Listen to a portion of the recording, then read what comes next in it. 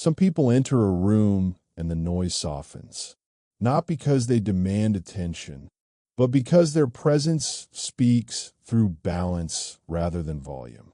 Grace Kelly was that kind of woman. She seemed born under Hollywood lights, yet she carried those lights carefully, as if she knew how heavy they could become. Grace Patricia Kelly was born on November 12, 1929, in Philadelphia. From the outside, her childhood appeared privileged, a respected family, social status, opportunity. But inside that home, life was shaped by expectations.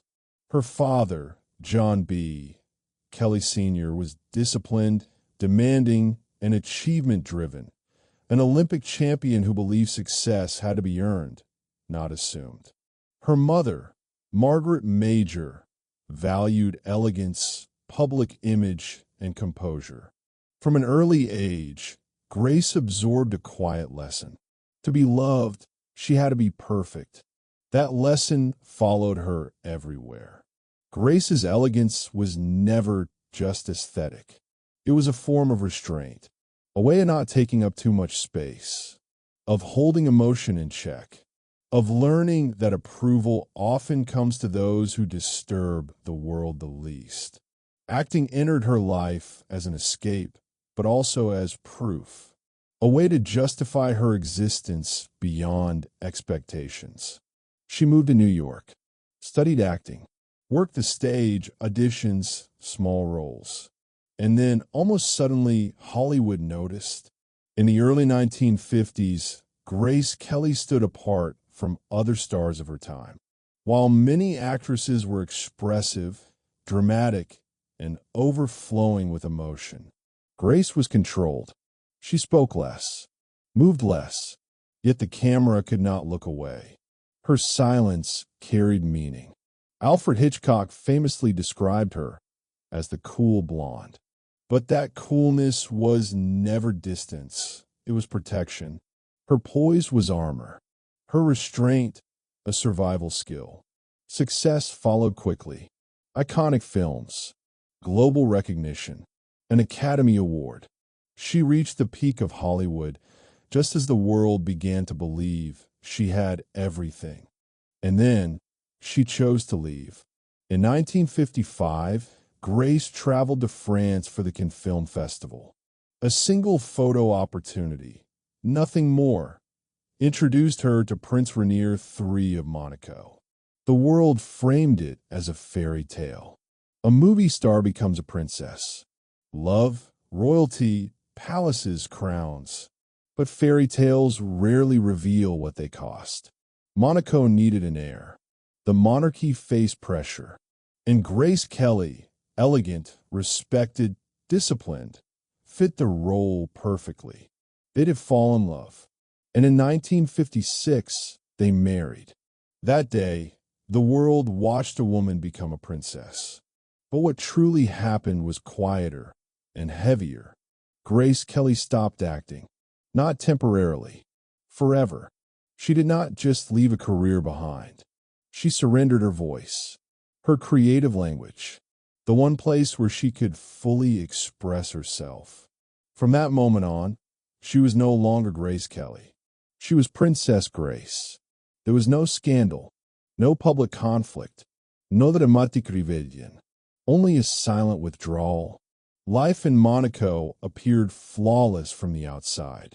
But royal life is built on rules, rituals, and constant visibility. Every gesture observed, every smile measured, every emotion filtered through protocol. Grace adapted, but adaptation does not always mean happiness. Still, she found ways to leave her mark. She focused on philanthropy, especially children and the arts. In 1964, she founded the Princess Grace Foundation, supporting artists and craftspeople. She became deeply involved in humanitarian causes, including global children's rights initiatives connected to UNICEF and UNESCO.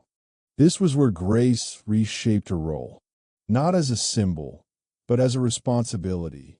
She was also a mother, Grace and Prince Rainier had 3 children: Caroline in 1957, Albert in 1958, and Stephanie in 1965.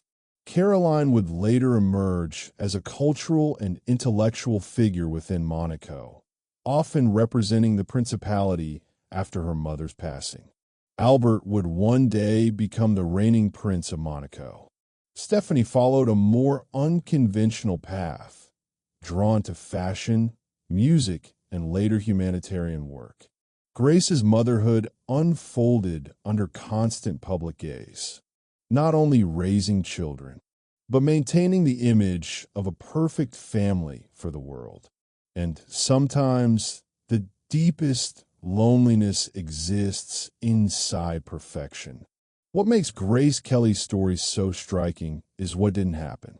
She never protested loudly, never spoke bitterly of her choices, never framed herself as a victim.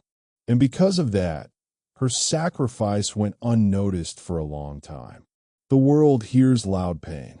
Quiet pain is often mistaken for grace. In 1982, the story reached its final chapter. On September 13th, Grace Kelly was driving near Monaco when she is believed to have suffered a cerebral hemorrhage, causing her to lose control of the vehicle. Her daughter Stephanie was with her in the car. Grace was taken to the hospital. The following day, September 14th, 1982, she passed away. The headline said, "A princess has died." But what truly ended was something more complex. A woman lived within the life assigned to her. She made choices. She gave things up. And she paid that price without demanding the world's attention. Grace Kelly did not leave her mark on a map. She left it on memory. In Hollywood, she redefined elegance, not as decoration, but as discipline. In Monaco, she left behind institutions, foundations, and cultural legacy. And in history, she left the question, was it truly a fairy tale, or a life that had to look like one? Perhaps Grace Kelly's story whispers this truth. Some lives shine brightly, because the silence inside them is carefully hidden. And some women enchant the world by slowly lowering the volume of their own voice.